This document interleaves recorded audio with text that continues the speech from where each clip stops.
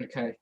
Well, welcome everyone to Navigate, and thank you to Lee for joining us this week to speak about financial planning, families and financial planning. And not family planning. So not family planning, as Daniel has already pointed out. Great minds, great minds. Evidently.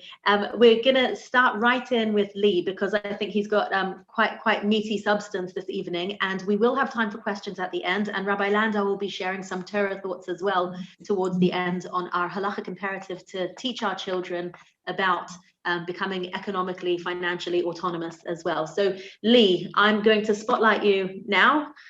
Okay, fine. A lot of pressure when you see live on YouTube on the top left of the screen. I've never had that before. But never mind. Okay, I'm going to try my best with technical stuff because I've never really shared a PowerPoint, but we'll give it a go. So first of all, I'm going to try share screen and share this. And then hopefully, if you're lucky, there should be a big presentation type slide on the right, or not in the right, but on your screen saying Barnet Navigates and not my cheat notes. Is that all good? Yeah, that's good. Okay. Fine. And I'm just going to move my head off the screen because there's too much of my face on the screen. Okay, so thumbs up if you can hear me okay. That's a good start. Okay, fine. Michelle, I'm sure will tell me if there's anything going wrong. I've got my phone here, so you can text or WhatsApp me. Thank you to Shoshana for volunteering me to talk. I'm going to aim for about 45 minutes or so. We'll see how we get on. I'll just turn my fan off because that's a bit noisy. I'll try and turn it off. It's 28 degrees in here, so I will be melting away, but here we go. So I'm going to talk to you about family financial planning. Hopefully you'll take away something reasonably helpful or useful, but we'll see how we get on. So about me, first of all, this is me and Michelle and Aaron and Elliot. So we all go to Barnet Shul. We joined about 10 years ago, pretty much. We moved to Barnet, I think, when Aaron was about 3 months old. And this was the last photo of when we went out, which was, I think, was New Year's Eve 2019-20. So we don't really go out anymore because of lockdown, but this is who I am. Can you see that picture, Michelle, by the way? Thumbs up of all of us. Yeah, fine. Right, next one, about me in terms of job. I've been a financial planner advisor. There's lots of different terms, but they're all pretty much the same: financial advisor, financial planner. I've been doing the job for about 15 years. I'm a chartered financial planner, which in theory is the same kind of level of qualification as a chartered accountant or chartered surveyor. I'm a fellow of the Personal Finance Society, which is like the highest level you can get in one of our industry's membership societies. And last year when it was lockdown, I decided to do an exam, which was a level 6 certificate in advanced financial planning. And I managed to get a distinction, which was quite good. So I've got pretty much the highest level of qualifications you can get in the industry. So in theory, I might know a little bit what I'm talking about. I work for a company called Gale & Philipson, so I have to do a little bit of a quick plug. So we're independent whole of market advisors. We do financial planning, financial advice, and investment management. Very quickly, the difference between them is financial planning might say, when do you want to retire and how much money do you want to live off in retirement? How can we get from where you are now to get to that position? Financial advice might be things like telling you about tax laws, like drawing from a pension or using your ISA allowance or things like that. And investment management is where, for example, we actually take care of a pot of money and decide what funds to buy in the stock market and hopefully grow that money over time. We've got 7 offices around the country. I'm based in Primrose Hill. That's where my office is. But obviously, I've been doing a lot of working from home during lockdown. One other thing that I didn't mention in my list of what services we do is quite an interesting one. It's called behavioral investment management. So behavioral investing coaching, where we basically teach our clients to behave and not panic and not make bad decisions. So an example of that was when the stock markets tanked in February and March 2020 because of COVID. Stock markets and portfolios may have fallen about 30% or so. And some people may have panicked and wanted to take their money out because they just couldn't cope with the stress of seeing their portfolios fall. But we told our clients to keep their nerve and hold firm. And basically, portfolios have massively recovered since, and they've gone up quite a bit since March 2020. So we basically hold our clients' hands and stop them making big mistakes. Warning. I had to get this whole presentation checked by compliance. We can't do anything without compliance and regulation, which I guess is a good thing. It stops the cowboys doing bad things. But this presentation is not specific advice to any of you. It's for general information only. If you want advice, you should speak to ideally an independent financial advisor. So there you go. There are other advisors at Barnet Synagogue I know of. So I know Neil Jacobs is an advisor, and I know Daniel Lieberman, I think he specialises more in mortgages, but there are other advisors. I'm sure there are more, but I think all of us would agree it's better to have some advice than no advice. Google is a very dangerous thing to try and follow. So yeah, best to get some advice ideally. Does anyone want to shout out go off mute and ask me any burning questions? Because normally people join a presentation, they want to have a question. So before I go on for longer, I'll either be brave and answer them now, or I'll park them for the end and answer them at the end. How much money should people donate to the show? I can answer that one. I can answer that one as well. So there's a book called The Richest Man in Babylon, I believe it's called, which I think it might have been written in the 50s or something. It's a classic of our time. And he essentially says you should give 10% of your money to charity, which I think might be in the Bible. So a good rule of thumb is to give 10% of your money to charity. And if you want to give that all to the shul, that's perfectly up to you. Or you could give 1% to 10 charities. If we're talking about charity, quickly, charity gifting is quite good. Firstly, you get gift aid, and if you're a high rate or additional rate taxpayer, you can claim further tax relief in your tax return. The charity can claim more gift aid. Gifting is outside of your estate for inheritance tax on life or death. So charity is a very good thing to do. And I don't know about you, but personally, whenever I give money to charity, I seem to get it back, not from the charity, but something will happen. Like I might win on the lottery 20 quid that weekend or something. So swings and roundabouts, but gifting to charity into the shul is good. And also there's been a lot of experiments about this where researchers gave people £20 on the street, and they said you can either use that £20 to buy something for yourself, or £20 and you have to buy a present for someone else instead. And the people who bought a present for someone else found much higher levels of well-being. So gifting to charity is a good habit to get into. And a good thing to do is just make it come out of your payroll. If you, depending on your employer, you can do give as you earn, and it just comes out automatically, and you don't need to think about it. So I didn't think you'd expect that answer, Daniel, but you got me going. So there you go. That's a good answer. Thank you. Any other burning questions? No. Okay, fine. I'll carry on. Rochelle told me to put that slide in, so there you go. What do you want to know more about? What's your biggest concern about raising your children and money? Anything else? So I'll carry on, unless you can always ask questions later on. That's fine. I can't remember what I've got next. This is it. So when you are on a plane, if you remember going on a plane, at the beginning of the plane journey, one of the air stewards or stewardesses stands at the front and tells you all the safety briefing. And one of the things they say is if you're with a small child, you should put your own oxygen mask on before you help your child. Basically, there's no point your child being the richest child in the world and you haven't got enough money to sort yourself out. Shoshana wanted me to talk about focusing on finances for your children, but unless you've got your own finances sorted, it's not going to help your children that much. So what I'm going to do is sort out you, the parents, first, and the next few slides, and then I'll talk about how we can then help the children. So there's no point in your children being rich at the cost of you being poor. So the 3 simple rules to financial success, they are very, very simple, but they're not easy. It's a bit like health. We all know we should eat healthier, and we all know we should exercise more, but how many of us actually do it? Michelle's probably shaking her head at me or something like that. So she always says, oh, you should do this and that. So I don't even need to tell you the rules, but I'll tell you the rules anyway. And you go, of course, they're the rules. Number 1, budget. Spend less than you earn. There's no point earning lots of money and then spending more than you can than is coming in. So budgeting is really important. Number 2, insure yourself and your family against disaster. So, for example, you could earn lots of money, but then if you get knocked over by a bus, that's not very good for your family left behind. So insure yourself and your family against disaster.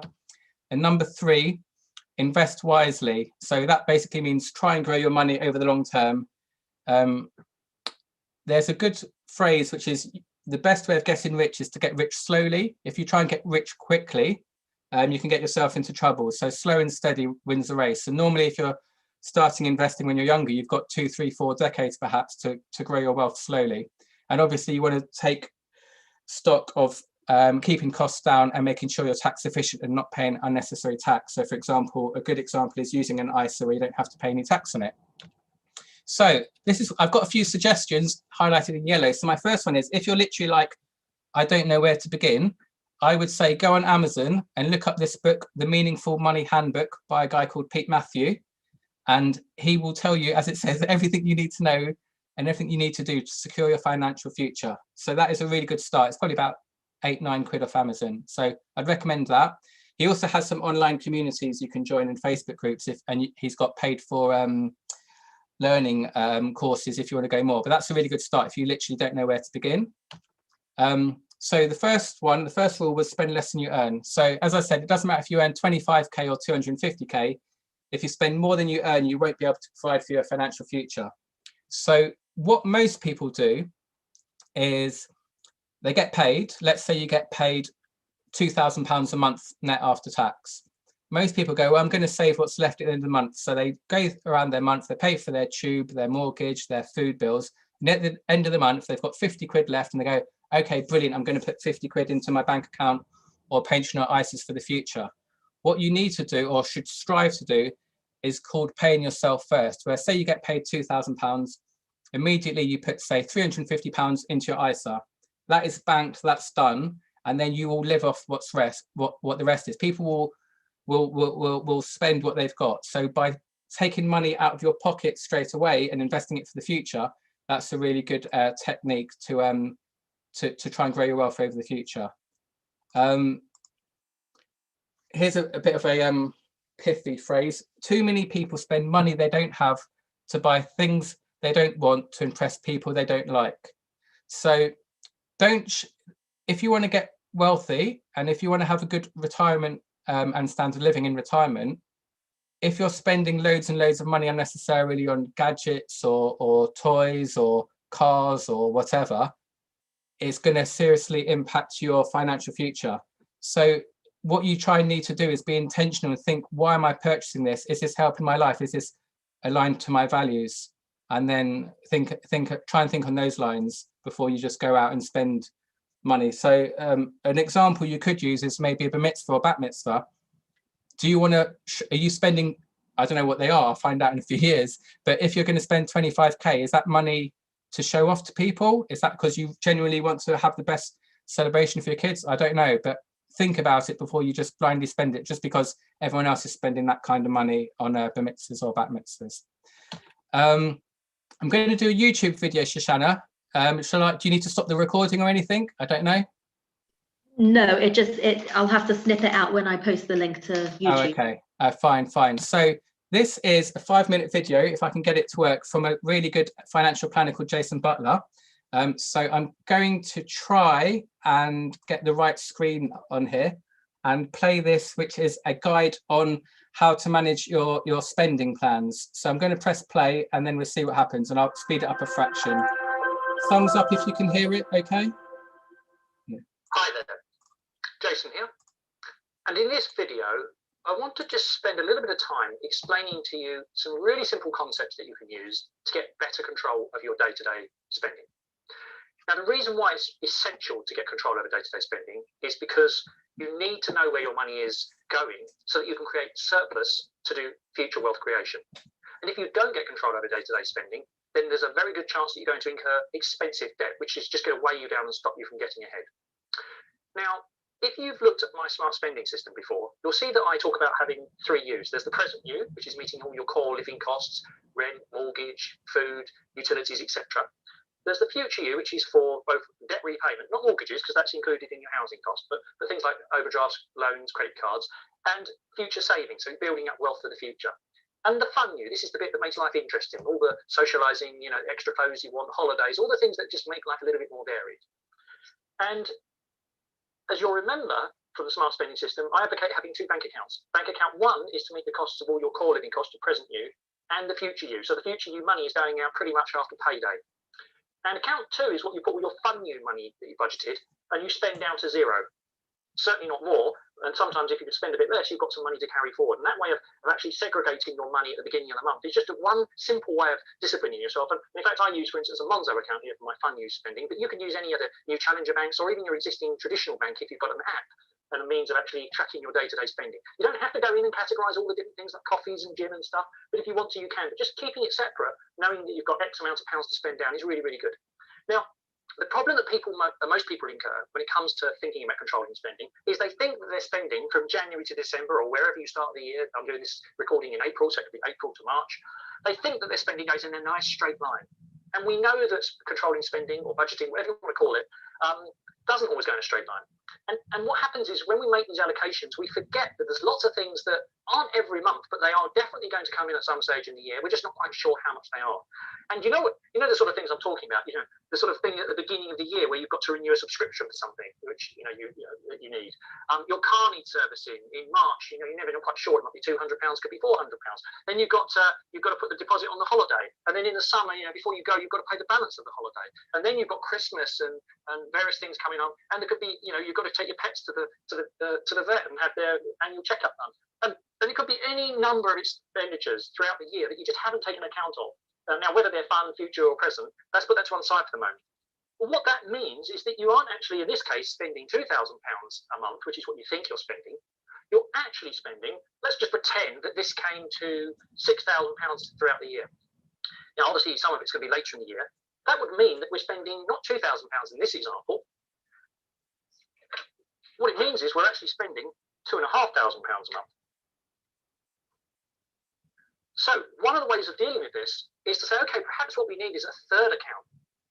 And this account 3 is what we put this allowance of this extra £500 into this account, which throughout the year is £6,000, and it's going to go up, and it's going to go up and down. But it means we've got the money, in addition to the other segregated money, to meet our costs.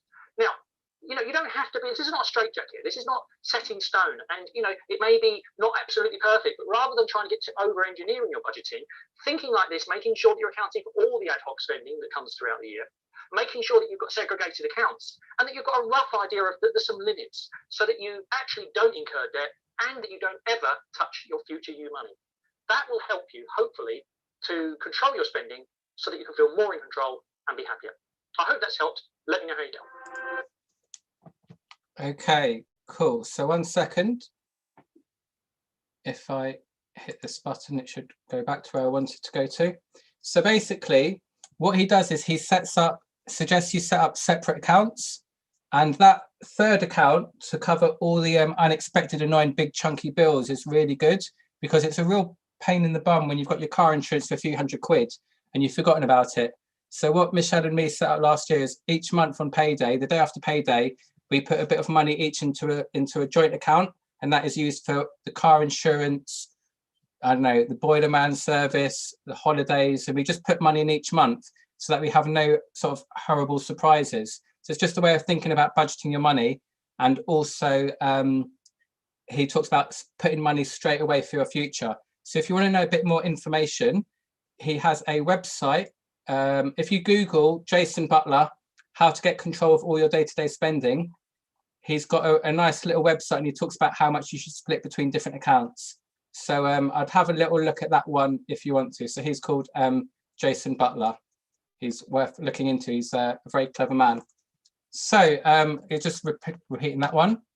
The next thing is, this is the hardest thing in our job, depending on how old the person is. Let's say we're talking to someone in their 30s or 40s. Balancing current you versus future you. Should you live for today, or should you put money aside for the future? The big issue is we don't know how long we're going to live for. If we all had an expiry date on us, it would be much easier.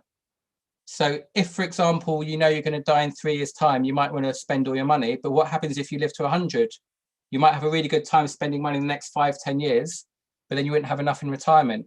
So it's very difficult what to do. So what one of the phrases we think about is, will your future self thank you for what your current self is doing? So this comes back to the health. Does your future self going to thank you for eating all these unhealthy, fattening foods and not doing any exercise?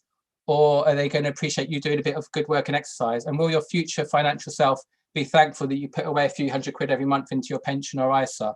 So the best thing probably is to hedge your bets and put money aside for today, your fun spending, as Jason says, and also put money away for your future self. We can't go back in time and tell our younger self how to act, or can we? So I assume you all know what film this is from, but anyway, it's Back to the Future 2, in case anyone didn't know, and that's Biff and Biff. Okay, so there we go. What is next? Okay, so the first topic we talked about was budgeting and spending less than you earn. The next one was protecting yourself and your family against disaster. So the most simple thing to do is to build up an emergency fund. So typically a ballpark rule of thumb is to make sure you've got 3 to 6 months of expenditure covered just in a normal, simple, liquid bank account. It doesn't matter if that bank account is earning no money, but if, I know, your car needs repairing or the roof leaks, you need some money instantly to just use to meet that need. And knowing you've got that money in an emergency fund will provide you with great well-being and peace of mind. When COVID happened, you saw a lot of people lost their jobs, and you heard that within a couple of months or so, they were in quite a bit of trouble. So by having an emergency fund, it just gives you more reassurance. And as I said before, things happen in life. You'll need money when you least expect it. Have some money set aside as an emergency fund before you even think about investing for the future. So aim for 3 to 6 months or so. As well as having your emergency fund, the next thing to do is consider different types of assurance. And the main one that you may have heard of is life assurance. So let's say, for example, one of you is a breadwinner and one of you works at home, and you earn, I don't know, it doesn't really matter the amount, but you earn X thousand pounds a year. If you get run over by a bus, your family, so Michelle's just WhatsApped me, your family is going to be in big trouble if you die.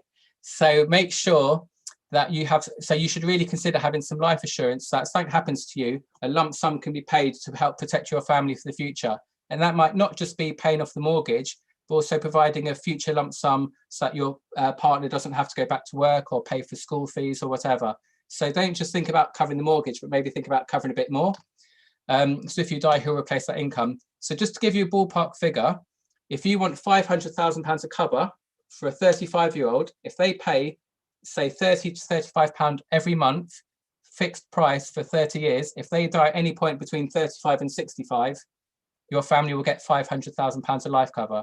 So £35 a month is absolutely nothing, you know. So Netflix and a Sky Sports subscription together. So can you afford not to do that?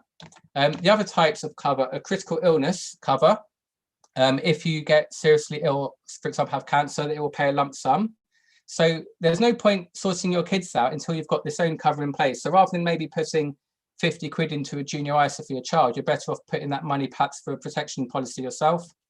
And the other one to be aware of is called income protection insurance, which replaces your income if you're unwell. So an example might be for a 40-year-old for 20 years getting £3,000 of cover a month, you might be looking at around 30 quid a month. They're very, very low cost to get this type of cover.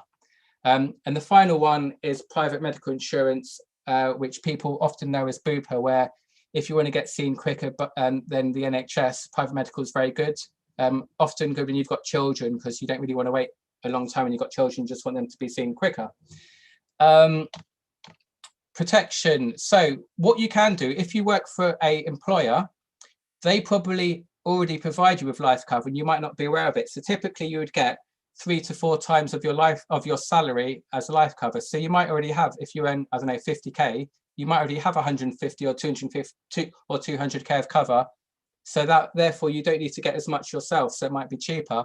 But the danger is, if you leave your company, you lose that cover. So you might want to get your own cover just in case.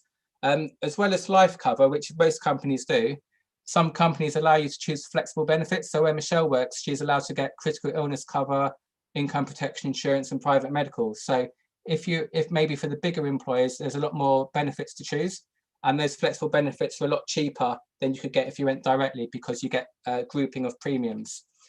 Fine. Do you have a will? This is very important for your kids. So a will does two things. Firstly, it tells the people what you want to happen to your money. So that might be fairly straightforward. You want all your money to go to your kids. But a will also says who you want your kids to be looked after. So you want to sort of discuss it beforehand. So you might want your kids to go to your family, and your partner might want the kids to go to her family if something happened to both of you. So it's better to discuss it between you now, cover it, job done, rather than leaving a big mess for people behind. I'm sure there must be a family solicitor at Barnet who does wills. I don't know, but there must be, and maybe Shoshana, you can let someone know afterwards a good person for that. So yeah, see a solicitor. You can get wills done, fairly standard wills, maybe like 400 or 500 quid for both of you, and you can always update them in the future. So definitely worth doing. It provides like an emergency fund. Just do it, and you've got reassurance that it's done properly. The next one, so it was spend less than you earn, protect yourself, insure your family, and the final one is invest wisely. Invest for the long term and don't panic. I've got a little presentation. Michelle told me to hurry up, so I'm going to go a bit quicker on this one. So hopefully you can see a document set called Investing. Really, no need to hurry. Oh, sorry? There's really no need to hurry. Oh, okay. I think she wants to watch Love Island or something. Okay. Investing through volatile times. Can you see that? Thumbs up, Michelle? Yeah, fine. So this is a little introductory guide. You could probably Google it, Quilter Investing Through Volatile Times. It's about 3 years old. It tells you all the good things to do when you invest. Number one, if you're looking on iPhones, it's going to be very small. Invest as soon as possible. So this is a great thing for kids. The sooner you invest, you get more compound interest. You get growth on your investment growth. So the sooner you can invest, the longer the time frame, the better. Don't just invest in cash. People are a bit cautious. If you put money in cash, it's going to get killed by inflation over the next 20, 30 years. So you want to try and invest in what's called real assets, assets that can grow over the long term and hopefully beat inflation. We don't know what's going to be best, which asset class, where, US equities, UK equities, commercial property, bonds, gilts. So it's good to buy a spread of everything. Just buy everything, and then some will do well, some won't do well, but over the long term, it hedges your bets and reduces risk. Some people say, oh, I don't want to invest. I read this in the newspaper, or I saw this on the internet, that it's a bad time. This chart just basically shows you the last 25 years and how there's always bad news. There's always a reason not to invest. The media will always scare you, but basically just invest and forget, and invest for the long term. So you can see that the markets did fall, for example, when it was like Lehman Brothers collapse, or there's a dot-com crash, and obviously it fell with COVID, but the market generally goes up over the long term. So if you just sort of leave the markets alone and stop looking at them every day, they should go up over the long term. So yeah, try not to panic about the news. What is it? Fear and clicks go together. So no one tells. The classic is the media say billions wiped off the stock market, but I've never seen the media say billions wiped on the stock market. So one phrase is the declines are temporary, but the advance is permanent, is one of the phrases we use. Let me flip this back round counterclockwise. This chart shows you the UK stock market over a 25-year period. If you put £10,000 at the beginning, it would have been worth £44,500. But if you missed just 5 days, the 5 best days of the market, you would have lost on £10,000 of growth. And if you'd missed the best 25 days over a 25-year period, you would have only got 20,000, not 44.5. So this basically means you can't time the market. People think they can time the market. You've got to guess when it's time to come out, but you've also got to guess when it's time to go back in. So generally, if you stay invested for the long term, that's the best approach. And it's probably best for your peace of mind as well, that you're not trying to second guess yourself. This chart shows you that the stock markets do go down and do go up a lot, but it goes up more than it goes down. As a rule of thumb, the stock market will probably go up 3 years in 4. In any 1 year period, the peak to trough in the year will probably be 15%. And you might expect a 30% fall every 5 years or so. But those declines happen, but the stock market keeps going up and up. If the stock market does have a permanent loss, it's because basically you've had nuclear war or something terrible has happened. And if the stock market crashes 80–90%, you're going to have bigger problems than a lack of money. You won't be able to get food or drink, or there'll be in the supermarket or toilet roll, there'll be riots in the street. So if you essentially believe that life is getting better in terms of technology and health and all of those things, you're investing in companies that are making the world better, and they're growing their profits, and by investing in them, you're sharing in the dividends and the capital growth from them. So that is what I wanted to say about that. And I'm going to go back to my PowerPoint here. So this is another book I recommend. Oh, if I've clicked the right button, it will help me. There's a book by a guy called David Bach, B-A-C-H, from America, who's written a book called The Automatic Millionaire. It takes about 2-3 hours to read. He's American. And I really liked it, but it talks about investing early. So I'm going to try and zoom in. It shows you Billy invested $3,000, doesn't really matter about the currency, for 5 years. And the big if, it grew at 10% annual return every year. Susan began at age 19 and she invested for about 8 years. So she did 24K. And then Kim began at age 27 and she also got 10% return. So it's a bit of a leading question, but who do you think ends up with the most money? The person who invested 15K or the person who invested all of this money but 10 years later? And you probably won't see this if you're looking on a tiny screen, but Billy invested 15K and ended up with 1.6 million. And to compare it to the last one, Kim invested 117, loads more, and her portfolio only ended up at 1.2 million. So Billy invested 102 less than Kim and has 290K more.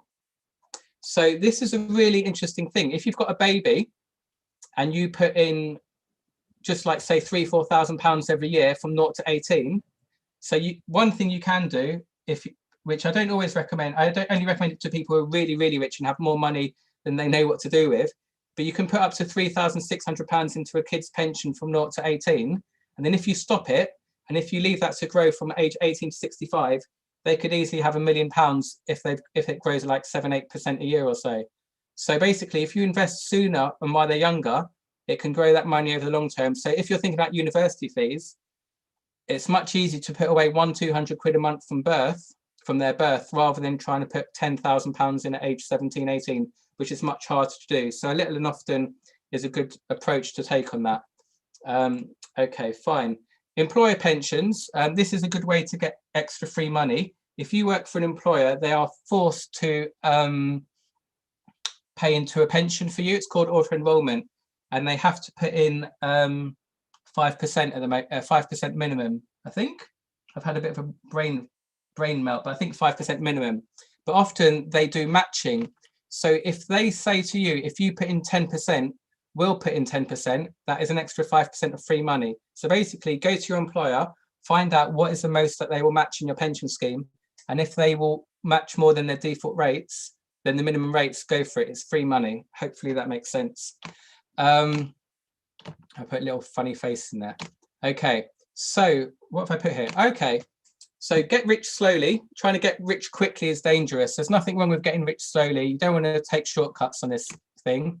And I have a little one-page slide by a guy I know, very good advisor called Andy Hart. And this is his doctor's prescription on all you need to do to be successful financially. So number one, pay off all crappy debt. That means like anything with a credit card with a high interest rate, get rid of that. Take control of your expenses. We've discussed that, you know, being intentional with your spending, build an emergency fund and insure yourself. We've covered those. Pay yourself first. I hope that's one of the things you take away from today if you're not already doing that. Invest regularly. So if you invest each month, you don't need to think about market timing as opposed to doing a lump sum at the end of the year.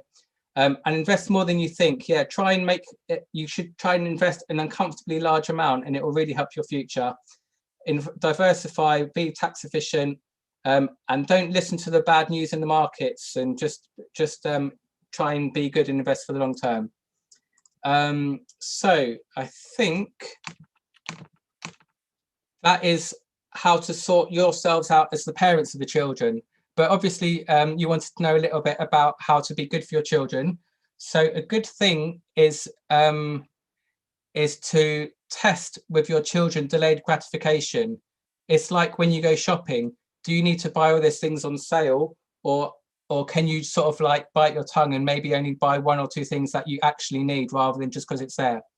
And we talked about comparing current you versus future you. So a good test you may have heard of is called the Marshmallow Test, where I'll let the guy who invented it talk about it. So I'm just going to go on YouTube now, Shan, if that's okay. If I can find it, he's here. Okay, so I'll press play on this. And hopefully press play will work.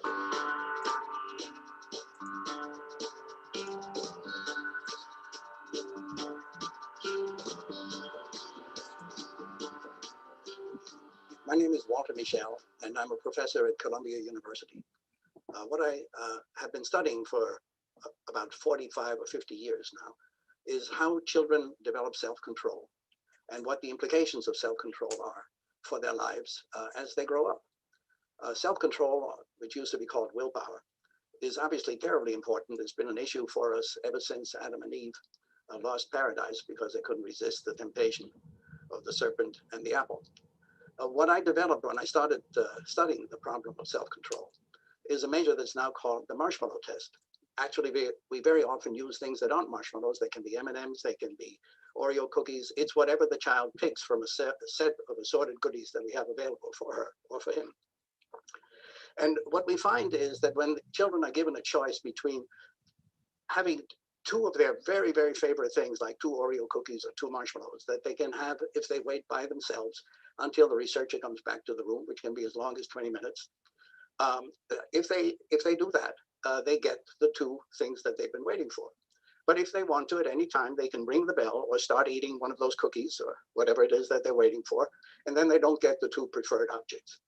And what we found in many studies is that the choices they make have very serious connections to how their lives work out, in the sense that kids who are able to self-regulate, to delay gratification by the time they're 4 or 5 or 6 years old, have a much better chance of doing well at school, have a much better chance of thriving as adolescents and moving on in life. But that's only the start of the story, because far more important is the discovery that we made, which is that willpower and self-control are cognitive skills which we've been able to identify, which are quite easily teachable, not only to children, but to adults. And the reason that I've written a popular book on the subject is because I think there are very simple strategies that are available to all of us that can enhance our ability to regulate our emotions, to regulate our temptations, and to allow us to take future consequences into account. The implications of it. So that's a little bit about the marshmallow test, but you probably want to sit in action. So you will all, if you've got kids, you're all going to be doing this tomorrow, assuming marshmallows are kosher, I'm not sure. But anyway, let's watch this. This is it in action, so you can see what he's talking about. The Marshmallow Oops, press play. Test is a psychology experiment from the late 1960s, designed by a guy called Walter Michel.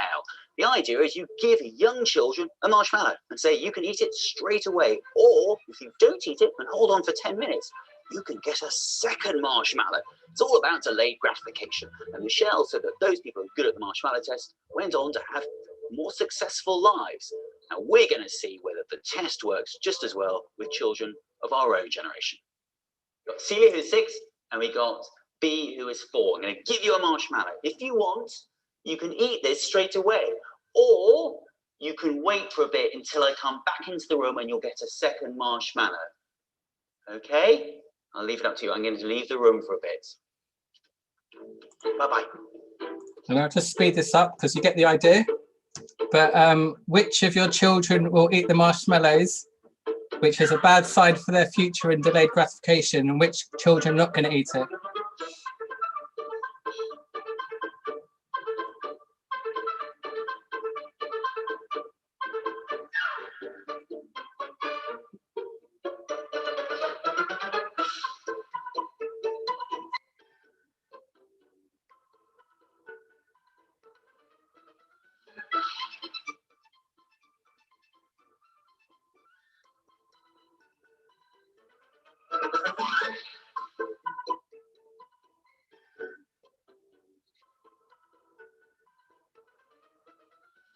Okay, girls, how did you do? You haven't eaten yours. And what happened to yours, B? Where is it? Well, it's there in your tummy. Is it? So you couldn't wait for another one. So you, as a reward, get another marshmallow. What do you think of that?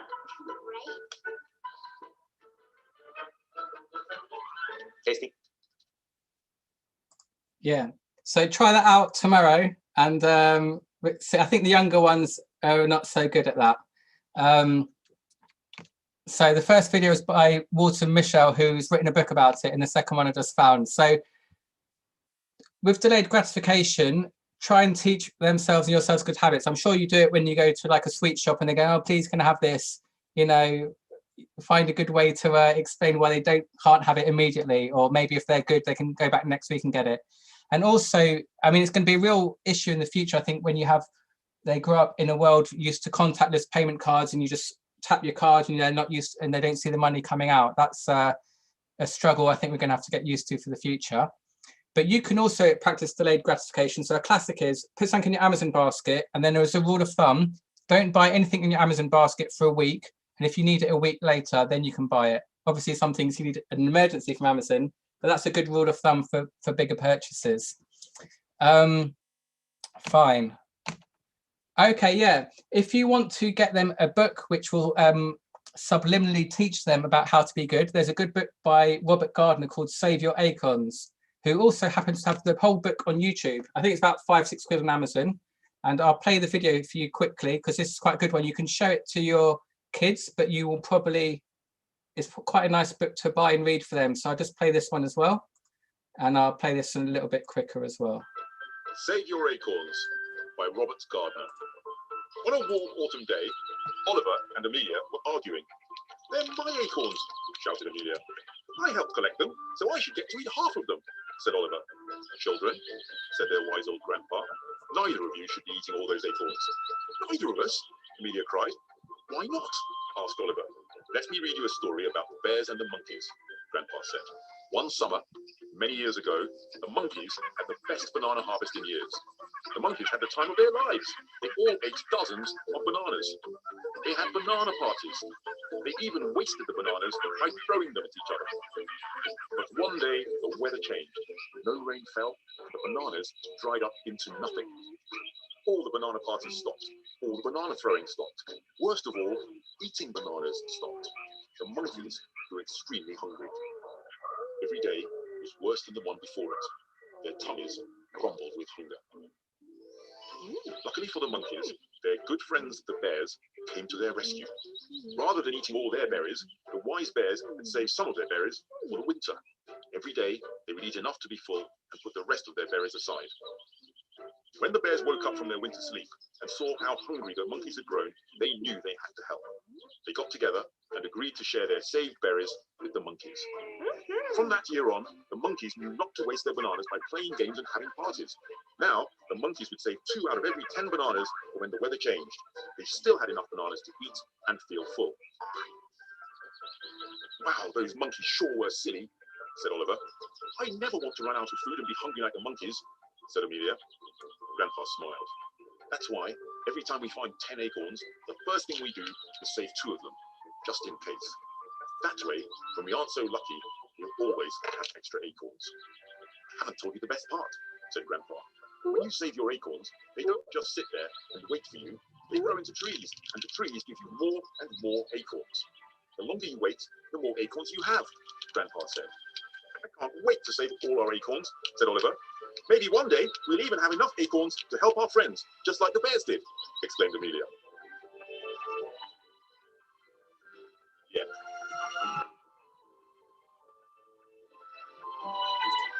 Yeah. Oops, fine.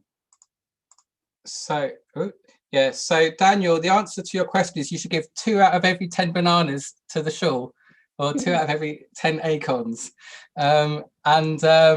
Yeah, I'm sure you saw the subliminal message about compound interest, investing for the long term, and hopefully the interest, you grow interest on your interest, and that will cover your need for acorns in the future. But if you read that to them in the future, that might be a good tip. I was thinking about it. If you really want to try and teach them good habits, you can give them 3 jars or 3 piggy banks. And I don't know if you give your kids pocket money, but you should say to them, I want you to put some of your money into the first jar, which is for immediate or short-term expenditure. One of your jars is for longer-term savings. So it might be, I don't know, for Hanukkah presents for the, or if you're saving up for a certain game or something. And the third one can be for charities. So that might be a good little system of teaching your kids to compartmentalize their money and think about and be intentional of what they're doing. What have I got here? So actual investments for kids you can do, because I haven't discussed that yet. So the classic one, which grandparents love to do, is premium bonds. I'm sure you know about them. It's basically like a bit like a lottery ticket, except you don't lose the ticket if you don't win. The maximum prize is £1 million, and everyone seems to have them. So the jackpot is £1 million. They are government backed, so you don't need to worry about the safety. You can put up to £50,000 in each individual's name. And what is good is you can get your money out within about 3 working days if you need it. However, they are a really bad gift for a baby, because the interest rate is really low and you're just going to get killed by inflation. The inflation will just destroy the value of that. So it's a nice present if the grandparents don't want to give money because they're worried about the stock market being risky. It's better to get something than nothing, but it's not a great thing to put all your eggs in that basket. But it could be an emergency fund for the future. So it's something to think about.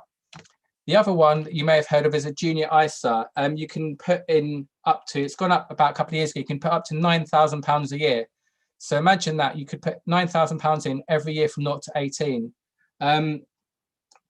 It's potentially really dangerous, because say you put in £9,000 every year for 18 years, your kid at age 18 could have 250k.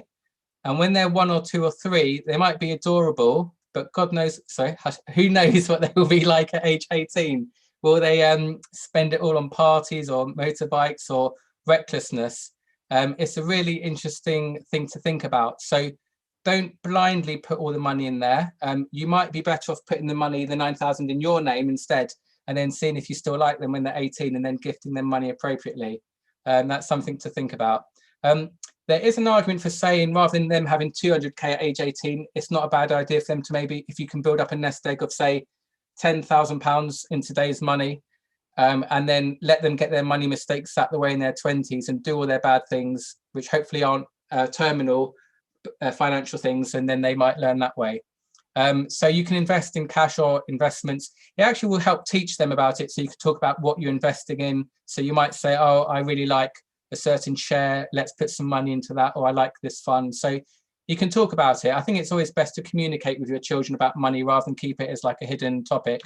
And as I said, the kid could go a bit crazy when they are 18. That's the con on that.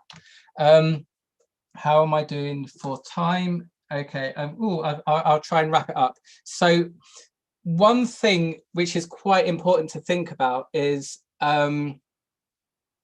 money is basically a tool that you can use for your life. And it's important to think about what you want to do in life. We can often go on follow other people's paths and not think about what's important to us. So there's a guy called George Kinder who's come up, who's known as, I think he's known as the godfather of financial planning. And he's got 3 famous questions you can think about. And the first one is, I'll read it out loud to you. I want you to imagine that you're financially secure, that you have enough money to take care of your needs now and in the future. The question is, how would you live your life? What would you do with the money? Would you change anything? Let yourself go. Don't hold back your dreams. Describe a life that is complete, that is richly yours.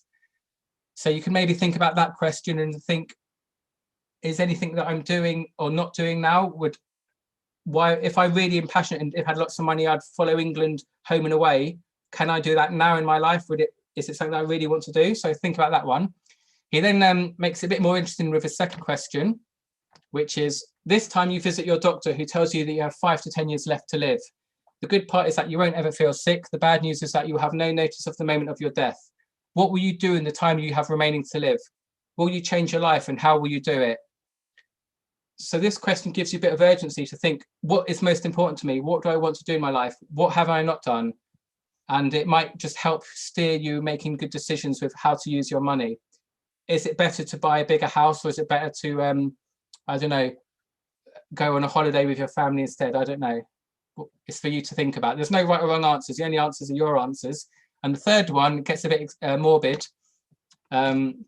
This time, your doctor shocks you with the news that you have only 1 day left to live.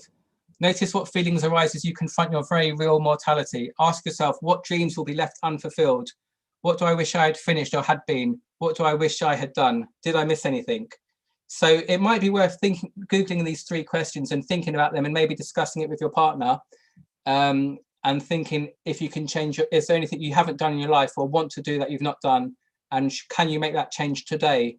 So it's something to think about. I think we get busy in life, we don't think about these kind of things.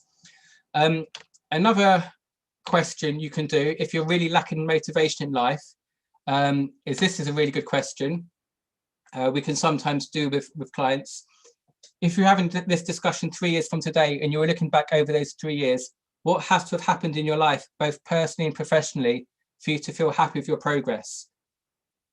So this is a way to think about what you want to achieve, what steps you need to take. So, you know, 1 step at a time, good habits, see where you end up. So these are interesting questions to ask yourself. The final thing to say is we all have different money stories from when we grew up, and it can have quite a big impact on your life. So if, for example, you grew in a household that said money was always tight, it might have an impact on how you live your life today. Or if you saw your parents splashing the cash without any consequences, or if there's a lot of debt, it can have a big impact on how your children grow up. So whether you talk about money being a dirty word or not. So, and also consider if you argue about money in front of your children or not. If you do, that might cause them negative connotations. They might feel like they might be undeserving of getting a good job and good wealth in the future because money just caused trouble for their parents. So you should really think about your money discussions with your kids. And I think it's healthy to talk about money in front of your kids. I'm pretty much there. I think I'm about 5-10 minutes over. Does anyone have any questions at all? And I will quickly, compliance disclaimer. I'll let you read that. Okay.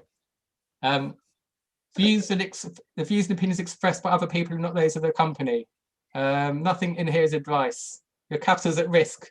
Could go down as well as up. Past performance, not a guide to the future. That will do. Stop sharing. Any questions? Can I make one comment? So first of all, thanks, Lee. I think that's fantastic. Really useful. Very entertaining as well. One to add to your list of potential good gifts for children would be a Mazel Tov bond. So the government of Israel is similar to like a premium. It's not like a premium bond, but basically it's a bond issued by the Israeli Ministry of Finance, which they've called a Mazel Tov bond. The only thing is, I think it's only in dollars, so you'd have to get a dollar account to be able to buy one. Do you have to be Israeli? No, you can buy it as a gift for anyone in the world. Okay. I suspect you've got to be Jewish, but yeah. So you might want to think about dangers of currency fluctuations, how much it's going to return, and if something bad happens to Israel, will the government be there to pay you back? But I've not heard of that. I'll look into that. Fine, thank you for that one. Does anyone else have any questions or comments? Leah, did you have your hand up? Sorry, no, there was a mistake. But very good talk. Thank you very much. All right, thank you. I thank you, Lee. It was incredible. I found it really, really interesting, really useful, and also, as Daniel said, quite entertaining as well. I did have a question about, obviously every child is different and their understanding is very different, and some are just more naive about things like this than others. But I do wonder, at what age would you start having, pocket money? My 7-year-old doesn't get pocket money yet, and just talking about it. I think for me it's that idea of the contactless card, that there's an assumption that there's just this kind of like pot of money that's very virtual and that's not seen, and that you just tap it and that's, pull out your card and that's that. So what age would you suggest? A, pocket money, and B, just talking about where money even comes from? Yeah, I think I think if my kids were older, I might have a different answer. So I know some people on this call have kids who are a little bit older. I think secondary school is when you probably want to give them some kind of contactless card. I think there's a card called a Go Henry card, where it gives you a full audit of what they're spending, and it's got a limit so you can't go too crazy. In terms of normal money, I would give money to kids to play with as soon as they're old enough to not swallow the money. So I used to love counting up all the different money, like filling up a money box with 2p, 5p, 10p, and just adding up all the total. Before lockdown, you might give them a few, say, take a quid out your money box and and go to the corner shop and buy some sweets of your choosing. And what we're doing with our boys is they sort of beg us for Robux. And I say, well, take 10 quid out your money box and I'll buy it off you. So they sort of appreciate that it's actually costing them money to do it. But I think it's just important to let them know how much things cost. And one thing you could say is, say they want an item that's, I don't know, £15. You might say, well, mummy or daddy's had to work for 2 hours or 1 hour to get that much money. Or to maybe, so are you sure you want to do that? Or if you want that, that means you can't get this. So maybe make them think about it. So there's no easy answer to that. But I think you should just let them know how much things cost. And I think you shouldn't hide the value of things. So I think you should let them know like how much houses cost or mortgages are or cars are or petrol are, and just get them comfortable about money and not scared to talk about money. I think that's the best approach. I don't know if I've answered your question, probably not, but anyway. No, I think you have. I think definitely my children, well, certainly my 7-year-old has absolutely no clue about what things cost. I think £100 means just as much to her as £2,000 as £3. So that's probably not the right way to be going about teaching her about money. Yeah.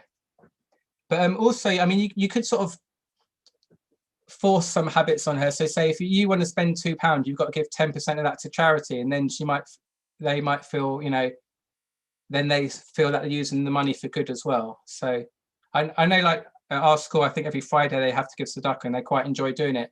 And I remember they all had to fill in the raisin box with money, I think, for one of the festivals recently. I remember when I did it, I'd probably put like 10, 20p, and they're all putting in like £2 coins and £1 coins, all taking like 10, 15 quid in each. They really got a lot of joy from doing that. And I think they're like the class that raised the most money got a prize or something. Maybe that's why they're doing it and borrowing mummy and daddy's money. I don't know, but yeah. Sorry, Yeah, can I just say something? So I was just watching this with my daughter, who is 11, and she has a card, and she was saying, you know, I just don't see, you know, everything's all contactless, and she doesn't see the money going in and out, and she knows like, oh, it's going down or whatever, can you top it up, you know? And it's just, she was saying that like, I don't think that there'll be any such thing as cash later on in the future. Yeah. It's just mad. Maybe you could have a parallel cash system. So say you've got, I don't know, 50 quid on the card, you actually put 50 quid in a jar in her room, and every day you take out the money from the jar that she's spent in real life, and then she can see the value of what is actually going out in real life. And if it's coming out of her pocket, it might hurt her a bit more than if she thinks it's free money. But our kids are a little bit younger, so we haven't crossed that bridge yet. That's a brilliant idea. Thank you. I'll definitely do that. And the other thing, just on the subject of children and money, I was just talking, Isla said to me today, she used to think that cash machines gave out free money, and she didn't understand how homeless people were homeless when they could get the free money. Well, to be fair, they do say free cash withdrawals on them. Exactly. And I've always thought that was misleading. Yeah, exactly. Thank you. That's okay. I've forgotten what I was going to say. I've lost my train of thought on that one now. Yeah. I'm sure I remember what I was going to say. The rabbi in the shop asks him if he wants cash back. He doesn't realize that it's his cash. Yeah. I was going to say that, but I've forgotten. Sorry. Going back to the point of pocket money, the tension we always have. So we haven't actually started pocket money with Chloe, who's sitting here kind of mentioning that. But there's different uses of pocket money. So it could be used as a tool for teaching kids how to use money, or it could be used as an incentive. And if it's used as an incentive, it's sometimes used as a punishment. So I don't know what your thoughts are. If you're giving a child pocket money, do you think they should earn it by doing chores around the house? And do you think that pocket money should be stopped if they misbehave, so used as a form of punishment? Or do you think it should just be entirely separate from behavior and just used as a form of teaching how to save and spend money? I think you should give weekly pocket money at the same level and maybe increase it on their birthdays by inflation or or like a multiple of their age or something like that. I don't know. So yeah, £1 times their age a week or something like that. I remember my sister got more pocket money than me. She got a £5, I got £2 a week, but that's because my grandpa said she needed to buy girly things or whatever. I think giving money for behavior is a really bad idea. So I follow financial IFAs on Twitter, or FinTwit. And I remember there's a guy called Chris Budd who's like really into what's called financial well-being. And he says if you have a relationship with a kid where you go, tidy your bedroom, you'll get £5, they're going to grow up really entitled, and it's bad. They should tidy the room because, well, maybe not because they want to, but because you've asked them. I don't think you should do money incentives. It sets a bad example. What was I going to say about that as well? I keep losing my train of thought. Sorry, it's been a long day. But no, I don't think you should give money to reward behaviour or as a disincentive. I think there's better things to do. Yeah. Thank you. Can I come in on that as well? Yeah. So we don't give money for chores. I know some parents do, some parents don't, but we get our money because we go to work, and we all do housework because we all live in the same house and we're a family. And, you know, sometimes we ask the girls to wash up. They might not always want to, but they do now start to do things. So, you know, they're not great on cleaning the room, but I'm not going to give them the money for cleaning the room. They get a set amount of pocket money each week. And of course, they've got the whole contactless issue. And that also happens at schools, that they get contactless cards for meals. So sometimes the expenditure on snacks, kind of endless snacks at school, is quite astronomical. And then, you know, you have to look at that as well, because that's all contactless cards at school. And then they've got the contactless bank card. But we decided that not to give money as a reward for doing things around the house. I have to wash up. Simon has to wash up, you know, and once or twice a week they do as well when we ask them. Can I ask a question? I don't know if this is straying into kind of financial advice, but if it is, then just say no, it's not appropriate. But we were looking at junior ISAs because a grandparent wants to set one up. Yeah. Is it only worth getting a stocks and shares ISAs if they're younger, because you need longer to accrue the benefit? So is it better to get a cash ISA if they're already teenagers? So when you're talking about investing, you need to think about the time frame for investing.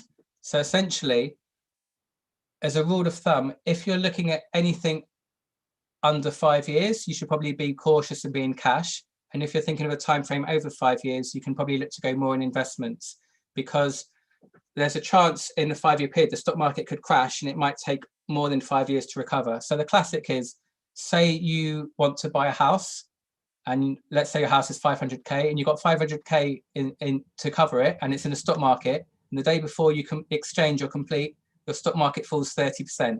That's not a good outcome. So say you've got money for your kid, and day one at 18, they're going to use that for university, and then it falls 30%. That's not a great idea. But if they're 10 years old and they're not going to need that money for another 8-9 years, then if you keep your money in cash, it's going to earn, you know, 0 to 1% tops at the moment, and inflation might be 2-3%. It's going to get killed by inflation. So if you diversify your money and invest for long term and don't mind a bit of volatility, hopefully over the long run, it should make a better return. So you should always think about how long your time frame is for investment, and also how you will personally feel if the stock market, if your portfolio falls in value during that period.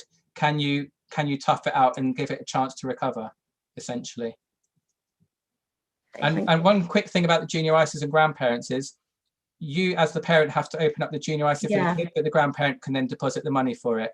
Yeah, we worked that out. Yeah, I would also say, think about the tactic I said of mentally earmarking funds for the kid instead. So rather than them having 20k in their junior ISA at 18, you just have the 20k in the kid A's pot, and then, but it's in your name, and then you can choose to give as much or as little of that as you want, depending on how much of the washing up they've done and so on in the last 18 years. So do you mean not putting it in a junior ISA, putting it in a regular ISA? Well, yeah, if you've not used up your own ISA in your own name, you could, for example, put it in an ISA in your name. So a good tactic is, fill up your own pots first before you sort out the kids. As I said, I don't know if you saw the beginning, but sort your own life out before your kids. So another example of that, going to the other extreme, is a lot of elderly people are worried about inheritance tax, and they might give money away to their kids, but then they end up ruining their own lives because they don't have enough money or unexpected things happen. So yeah, sort yourself out, and if you're sorted out, then your kids, or it's easy for your kids to be sorted out. Yeah. Lee, thank you so much for that wonderful presentation. I'm going to hand over to Rabbi Landau, who's going to give us a very short, very punctuated Torah view on this topic. So, if it's punctuated, does that mean I need lots of commas and semicolons? No, there's more the exclamation marks. Oh, okay. I love exclamation marks. Already, it's when it's exclamation mark, question mark, exclamation mark. That's exciting. So look, we say the text of benching. First of all, Lee, absolutely fantastic presentation, and certainly there's like a big standing debate currently about one of the products that you were telling us that you purchased in the Landau household. So, you know, absolutely fantastic, and I'm sure we'll be knocking on your door to follow this conversation up. Mates rates, right? Mates rates, Lee. Anyway, so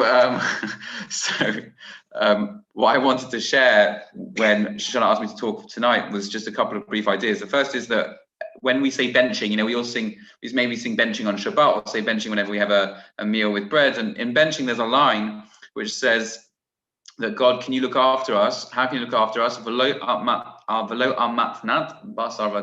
Not through the gifts of other people.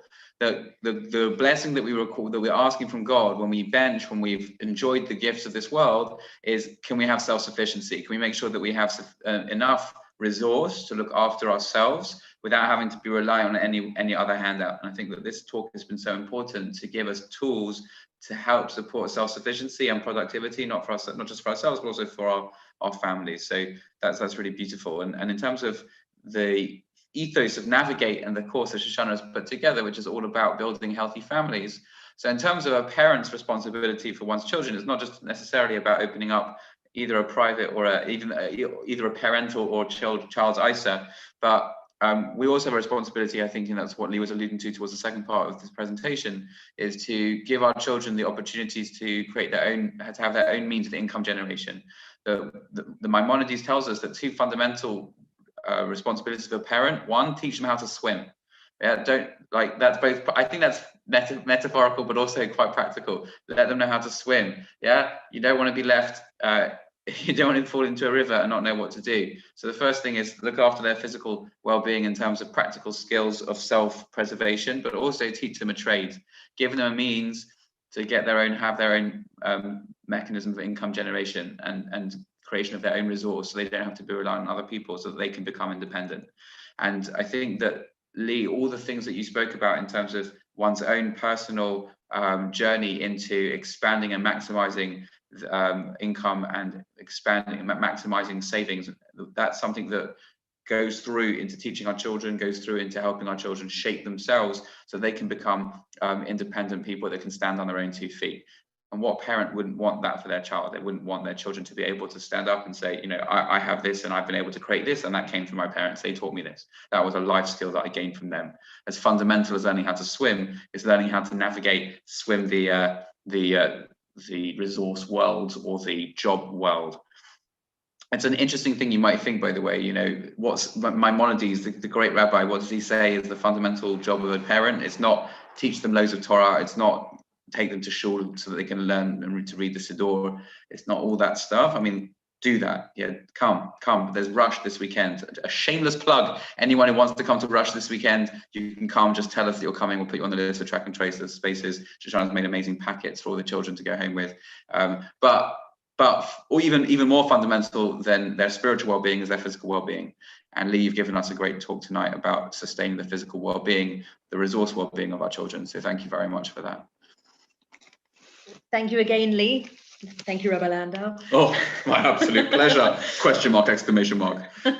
Very punctuated. And please join us next week for the very last of our Navigate series. And it happens to be we've had the most men on this week than we have any other week. we're going to be speaking about a father's role in the family and the importance of fathers and male role models. So please do join us next week as well. Shabbat Shalom, everyone. And to plug Rush again, just let me know, send me a DM if you'd like to join with your kids. Have a nice evening. Bye.